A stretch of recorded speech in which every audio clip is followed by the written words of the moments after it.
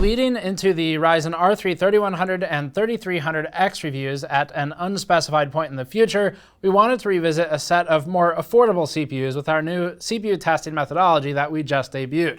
Our focus today will be mostly on sub-$100 CPUs, since the 3100 and 3300X should be in the $100 to $120 range, with some occasional references to CPUs like the R5 3600.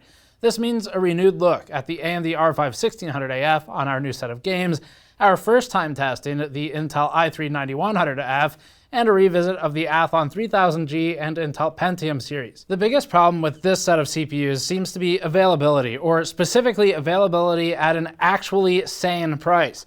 The 1600AF should be about $85, but it's often out of stock, following our good review previously and good reviews from others that went up over the last few months. The G5500 should be $75, but even that's overpriced, and it's about $100 right now anyway. The 3600, however, has fallen from $200 to about $170 these days, which makes it the best value buy for someone with extra room in the budget. Before that, this video is brought to you by EVGA's RTX 2060 KO. We previously reviewed the RTX 2060 KO model for its fused down RTX 2080 die that uniquely benefited Blender and some professional applications, offering better performance than expected in some pro workloads while offering usual strong RTX 2060 performance for gaming. The RTX 2060 KO also includes the game Deliver Us the Moon for free with EVGA GeForce RTX cards. EVGA is actively restocking its RTX 2060 KO with new dies, which you can find linked in the description below. So this will be our first deployment of our new CPU testing methodology. If you want to learn how we do this testing, you care about what components we use, what environment we use, all that stuff, you can check out our CPU testing methodology video or the article that accompanies it. We will link both of them in the description below. And with those done previously, we can just focus on the actual test data today. So for individual reviews of these CPUs, we've done that. We've done the 3000G. It was about $50 when we reviewed it. And we more or less said, you know, it's what you'd expect. It's the kind of CPU where you just need a system, any system with reasonable capabilities to do basic stuff like web browsing, some spreadsheet work, but can also play some lower end games. And that's kind of where it stopped. It's fine as long as you approach it with that mindset, that you're not really going to be using this thing to do anything fancy. The R5 1600AF was probably the most surprising or unexpected CPU that we've worked with in the last several months. And that's because it wasn't formally announced by AMD, and we had to work with AMD directly to even confirm what the thing was. Because it didn't perform like a 1600, it performed like a 2600, and we later learned that's because it's Zen Plus, not Zen 1, and not to be confused with Zen 2. So that was a major upgrade, and the pricing of roughly $85, we've seen it as low as $75, typically $85, that's an amazing price point for that processor because it's a 2600 for like less than half of the original launch price. So unfortunately, since that review and all the other reviews that came out around that processor, it's really hard to find now. So, and don't pay $150 for it because we've seen it for that. So we're going to review these things or revisit these things today as a group rather than individually. We'll focus on them more collectively, and we're, as we talk about each of them, assuming that they're priced closer to MSRP rather than the insane prices that you'll often find them being gouged for by third-party sellers. The 9100F is the other one to point out here before we get started. That one we have not worked with before. This is the first time we've worked with it. We bought it specifically because of the R3 series CPUs that are coming out in the Ryzen 3000 line. So we needed a comparison there from Intel since, well, the 10 series will eventually have some i3 comparisons, but they're not out yet. So that's going to be the focus today. We've got a lot of gaming tests that are brand new to this test suite, and we have a couple of production tests, but we've cut out most of them because, frankly, most people don't care about how well Chromium Compile or Handbrake's going to work on a 3000G or a 1600AF. And if you do, we have some original review information in the 1600AF review. You can go look that up if you want some more production workloads. But let's get started. We'll start with the games, go through some production and power numbers, and talk about how the sub-$100 class of CPUs, assuming MSRP, shapes up. We'll start with our Total War Three Kingdoms benchmark, which improved frame time consistency over the previous full-title Total War games. Red Dead and The Division 2 are among the next titles we'll look at. In the Total War campaign benchmark at 1080p, the Intel i3-9100F ran at 97 FPS average, with lows at 67 and 62, 1% and 0.1%. The AMD R5 1600AF should theoretically be about the same price, but it's rarely available since all the good reviews were posted. Sorry. The 1600AF lands at 101 FPS average when stock, with lows about the same with an error of Intel's i3-9100F results. There's no benefit to frametime consistency, but average FPS increases about 4.2%. The 9100F is locked, but the 1600AF overclocks to about 4.2 GHz on our sample, the same as you'd see on a 2600 since it's basically the same thing, and that gets it a gain of 7.6% over its stock result. The 1600AF is superior to the 9100F here, assuming they're about the same price. It should be 85 or so for the 1600AF. For even cheaper parts, the 3000G CPU runs at about 52 FPS average, so spending the extra $25 to $35 for the 9100F or the 1600AF would minimally gain you an 85% increase in frame rate ceiling before hitting any kind of GPU bottlenecks. Just for sense of scale, our most recommended sub $200 processor is the R5 3600, which would get you about 20% more frame rate over the 1600AF or the 9100F, but at a significant price jump. That's largely justified by improved performance in other workloads and applications, but if you wanted to play this game, it might not be worth it. We'll have to look at some other titles to really get a full picture. As for the Pentium G5500, that does better than the Athlon 3000G by a lot, and would be the better purchase for an ultra-budget CPU. But that's assuming it were sold at a reasonable price. This CPU currently costs more than the 9100F on most retailers. This thing should be $75. And even that's too much. We'd like to see it closer to $60. The next plot is for frame time performance in the same set of benchmarks, except plotted frame by frame. Remember that this is the best way to illustrate the actual experience of the player, except in an empirical way. The vertical axis is the time required between frames to draw the next frame, so the frame-to-frame interval is what we'd call that. Lower is better, but more consistent is best. 16.667 milliseconds would be 60 FPS if held steady, and excursions from the current frame time greater than 8 to 12 milliseconds begins to become noticeable to the player. The Intel i3-9100F, despite being outperformed by the 1600AF, has overall consistent frame times and produces what we would call an objectively or empirically smooth experience. Frame-to-frame deviation is rarely greater than 4 milliseconds. There are a few spikes toward 14 milliseconds and 15 milliseconds, and some deviations toward the end of 5 milliseconds, but this is good overall. There are no serious pauses to speak of. The 1600AF has a spike toward 21 milliseconds, deviating from about 16 milliseconds previously, which is becoming more noticeable. But this is literally one frame out of about 6,000 drawn for this single test pass. We need to see this consistently to be concerned about stutters. The 1600AF does objectively deviate from the mean more, but rarely in a way which would be perceivable to the player. Intel has a technical lead in consistency, but this isn't one which is, again, necessarily visible in this title. The average 1600AF excursion is about 4 to 5 milliseconds as opposed to 2 to 4 on Intel, and Intel has a deficit in total frame throughput and a technical lead in frame time consistency. As for the 1600AF overclock, it doesn't impact frame time consistency, but brings the average frame time down, establishing the higher FPS with similar frame-to-frame intervals. For perspective, here's a plot with the 3000G, and using the 1600AF as our baseline. The 3000G peaks to about 30 milliseconds at times, which means you're at about 30 FPS for those back-to-back spikes. Although averaging FPS in this instance is flawed, since you're talking about averaging a rate against a period of time of 1 or 2 seconds, so it's an abstraction from the base metric of time that doesn't really make sense, but that's what people relate to. The center part of the bench clusters around 16 milliseconds, which is what most players want to see, with frame-to-frame deviation between 4 to 8 milliseconds on average. The Three Kingdoms battle benchmark at 1080p actually widens the gap considerably for the i3-9100F and 1600AF, with the 9100F now consistently worse in frame times and in average frame rate. Now the 1600AF leads the 9100F by 16% stock to stock, holding a more meaningful near 20 FPS gain. The OC gets it to 129 FPS average, with frame time consistency marginally improved. Meanwhile, the Athlon 3000G runs at about 60 FPS average when at 4 GHz, around where the Ryzen 1 overclocks were commonly held. The Athlon 3000G is, as we said in our review, fine for a super cheap CPU if you really just need to get the system going, but don't expect great things of it.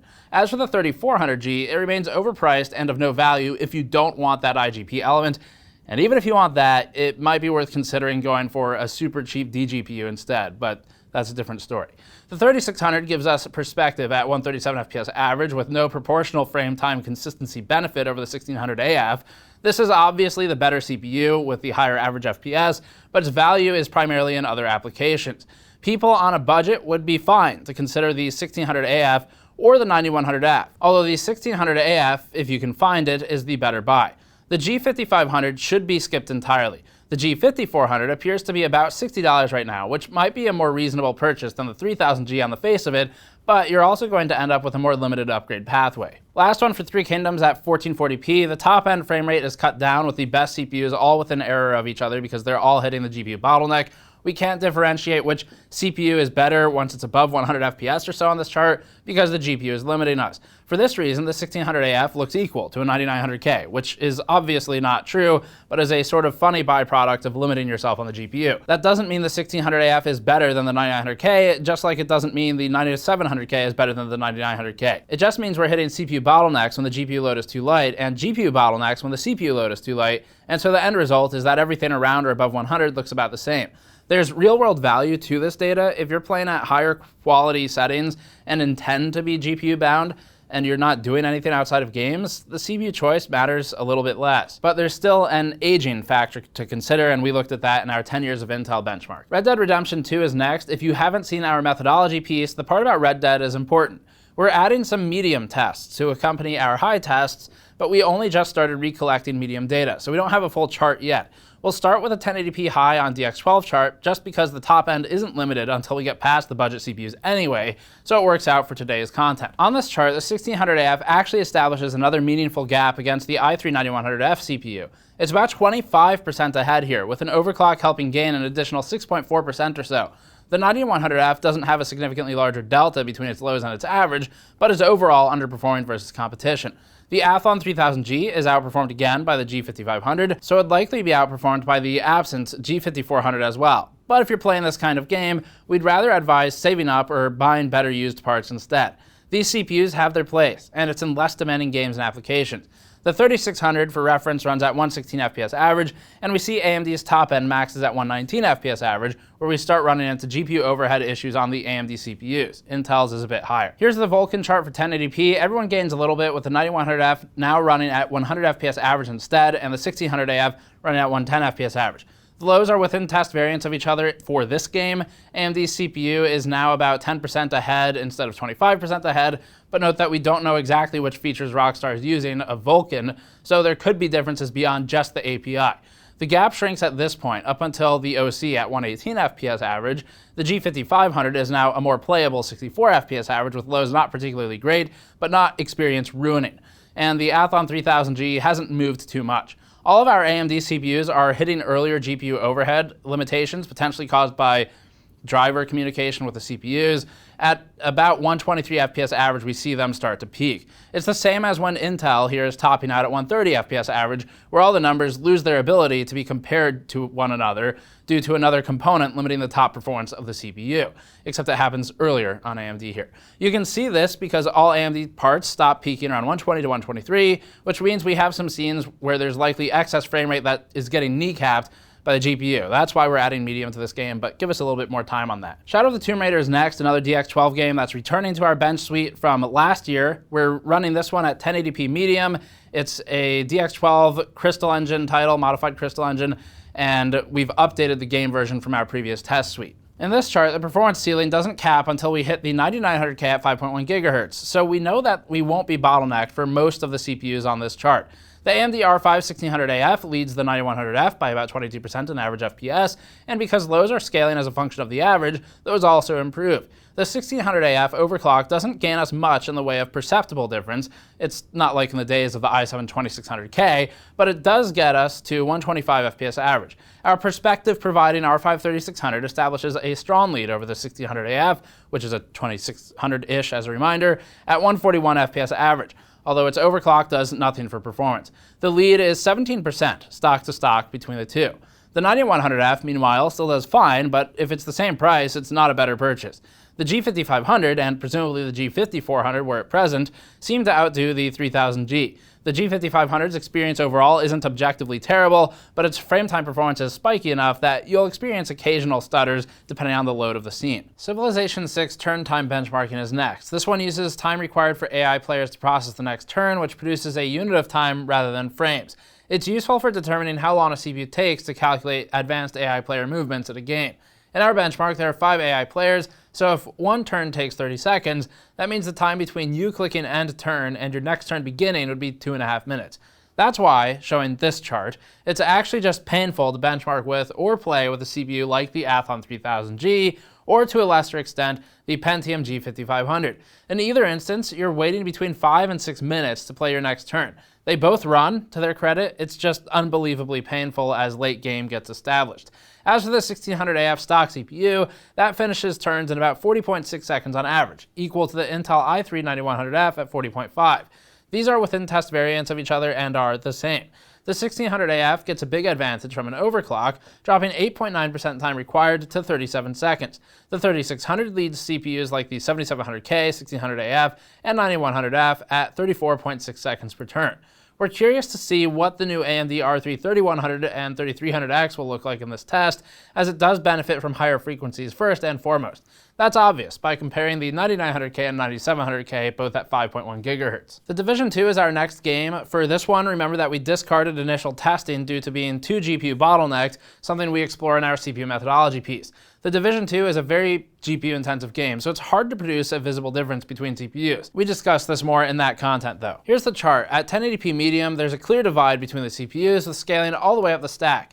The 9100F runs at about 109 FPS average, which has it leading the 3000G stock CPU by 68%. Even still, the 3000G manages 65 FPS to 71 FPS depending on the overclock. 1600AF stock CPU has an enormous lead over the 9100F at 45%. This is the biggest jump we've seen yet between these two, and it's remarkable in its gain. The game appears to make use of the extra cores, although the 9600K stock to OC result shows that frequency still helps. The 1600AF OC also shows this at 7% improved over the 1600AF stock CPU, moving to 169 FPS average. As for the 3600, that's about 17% over the stock 1600AF, so its usefulness will again primarily be in other applications and heavier load. 1440p squashes the results table, including the benefit of the 1600AF OC. We're now becoming GPU bound. Intel's bind is again higher than AMD's, but the 9100F doesn't benefit from being fast enough to hit either one of them. F1 2019 is our next game, running on the Ego engine and updated for our test suite this year. It's now DX12, but it doesn't behave much differently than before. The 1080p chart establishes that the 3000G is able to play this game without any issues on higher settings, so long as the GPU allows it, and it'd be a good match for racing games like this one. It's getting crushed by just about everything else, other than the G5500, and sometimes in a big way. But 100 FPS is still 100 FPS, and that's perfectly fine for most people who want to play a racing game. The 3400G and 9100F show an uptick in frame time consistency and an average FPS, with the 9100F at 171 FPS average. The 1600AF stock CPU outmatches that, but not by as much as before. It's about 8% ahead here. As for the 3600, if you increase the budget by a lot, it does hold a somewhat significant advantage at 226 FPS average. We'll skip 1440 since it just shows the same numbers. We have 3 more games we've tested and could show, but to cut down on time and explore a bigger variety of tests, we'll just look at one of them. Let's pull GTA 5 from 2015 as a sample of an older, more traditional DX11 game that's still one of the most popular games in the world. In this one, as a note, the 9600K seems to be suffering from the same old GTA 5 engine level issue where hitting 187.5 FPS just once for a split second on a sub 8-thread CPU will plummet the performance. We have a 2-part series exploring this mystery and explaining it if you want to learn more. As for the CPUs at hand today, the 3000G is functional at about 57 FPS average when overclocked, with frame times spaced proportionally. It's not bad, really, and you'd be fine with it. The 1600AF stock CPU is a noteworthy 59% jump stock to stock versus the 3000G, but the 9100F actually outperforms both the 1600AF and the 1600AF OC in this particular game. It's not good enough to encounter the same fates as the 9600K, which you can resolve with higher graphics settings, and it's managing to best the 1600AF. For power testing, we measure at the EPS 12-volt rails and check for power into the CPU. This is more accurate than total system power, as the only thing we aren't accounting for here is VRM efficiency losses. We'll start with Blender, measured after a 5-minute period, which means that stock turbo limits have expired by now for Intel CPUs.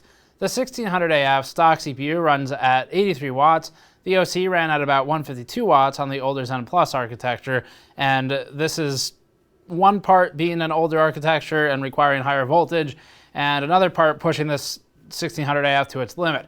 Again, it's not Zen, but Zen Plus. That's a huge increase in power consumption, but you could potentially tune for a lower voltage than we do, depending on the quality of your chip.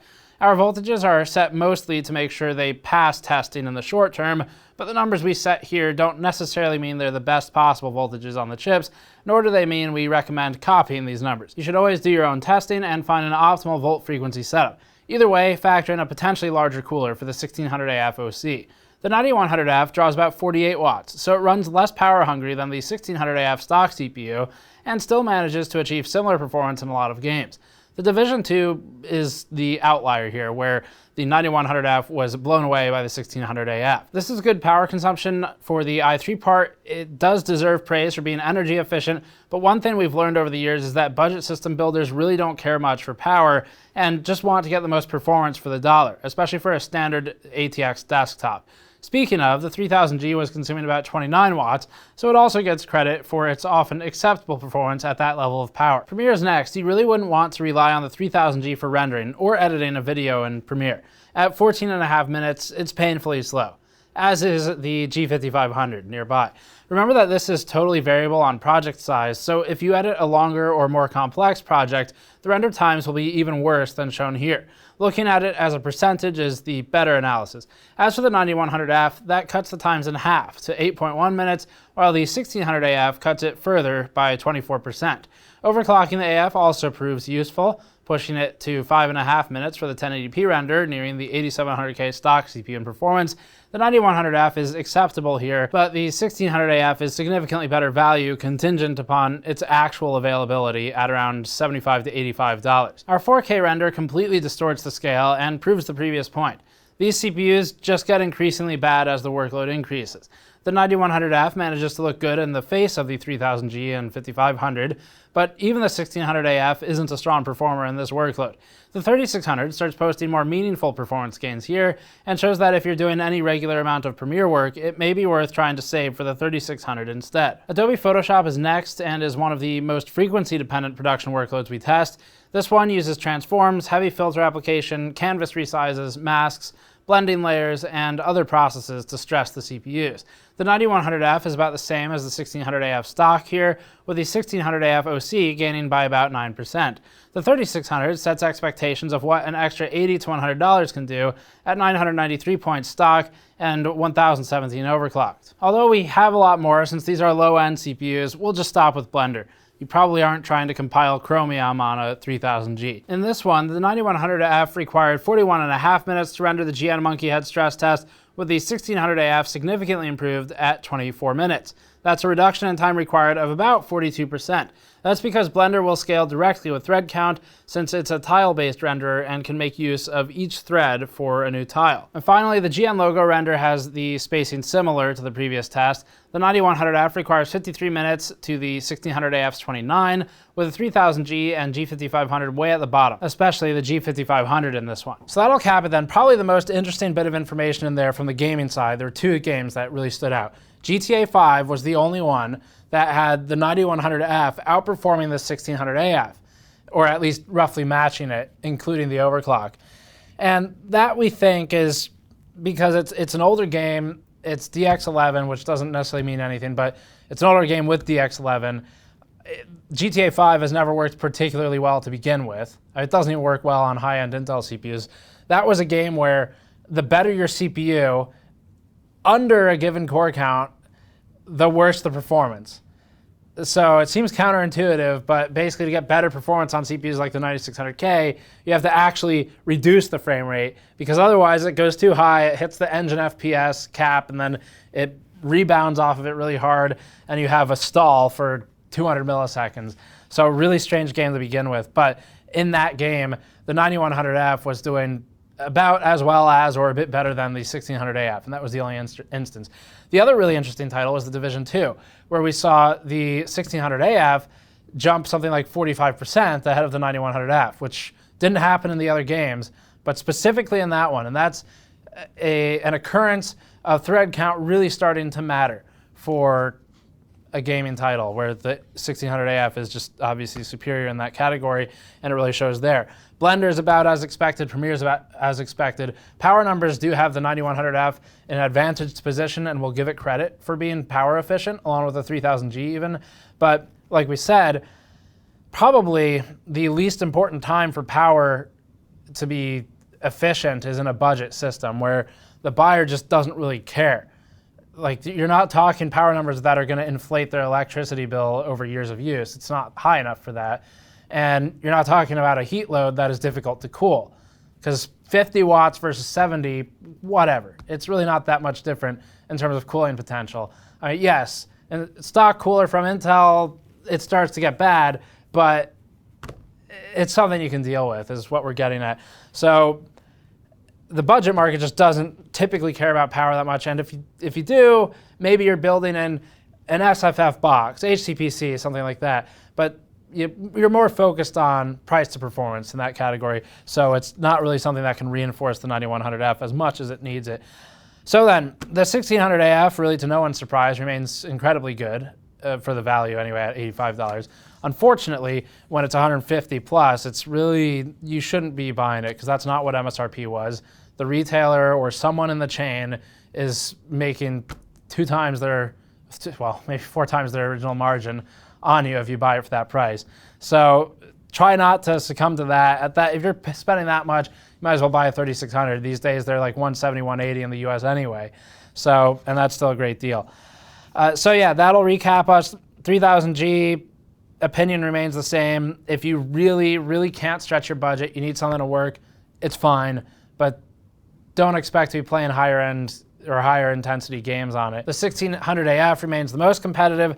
The 9100F, we can't really find that much of a spot for, other than it happens to be in stock and at its reasonable price point when the other CPUs might not be. But you also are on a dead-end platform with really no upgrade pathways that make sense from a value perspective. So it does kind of feel bad to buy into that ecosystem at this point. But that's it for this one. Thanks for watching. If you want to learn more about how this testing works, this was our first deployment of it, you can check out our CPU testing methodology video from a couple of days ago. And you can go to store.gamersnexus.net to support us directly in these efforts by grabbing things like a large mod mat or a medium mod mat, both of which are in stock and shipping now, or patreon.com/gamersnexus. Thanks for watching. We'll see you all next time.